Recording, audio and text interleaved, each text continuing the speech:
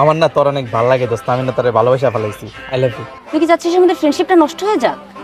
ফ্রেন্ডশিপের মধ্যে যখনই রিলেশনশিপটা ঢুকাবো তখনই তো আমাদের ফ্রেন্ডশিপ নষ্ট হয়ে যাবে না? কারণ তুই চাচ্ছিস আমাদের বন্ডিংটা নষ্ট হয়ে যাক, ফ্রেন্ডশিপটা না থাকুক আর সম্পর্কটা ভালো না থাকুক। তাহলে কি আমরা ফ্রেন্ডই থাকুম? হ্যাঁ অবশ্যই। ঠিক আছে, তাহলে আমরা ফ্রেন্ডই। ওকে। Thank you.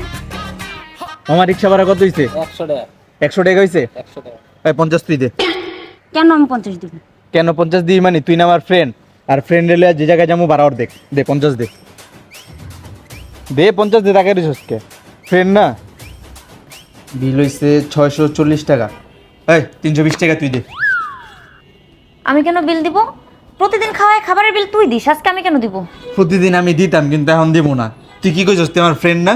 আর ফ্রেন্ডের মধ্যে ডিল হইতেছে গিয়ে অর্ধেক তোর অর্ধেক আমার, নাহলে তুই আমার কেমন ফ্রেন্ড? দে অর্ধেক দে। তাহলে তুই বাসায় যা, আমার একটু কাজ আছে। এতটা আমি একা একা কিভাবে যাব? তুই তো আমরা সবসময় নামাই দিয়ে আসতি। সবসময় নামাই দিয়ে দিতাম, কিন্তু আমার নামাই দিতে পারবো না। সবসময় নামাই দিতাম, তুই কি লাগছ আমার? আমার গার্লফ্রেন্ড যেত আমি নামাই দিয়ামু। যা বাসায় যা। I love you too. কি কইলি শুনি নাই? I love you too. ঠিক আছে বেবি, চলো তোমার বাসায়। কেন তোমার বাসায় আমি শুতে যাবো, চলো।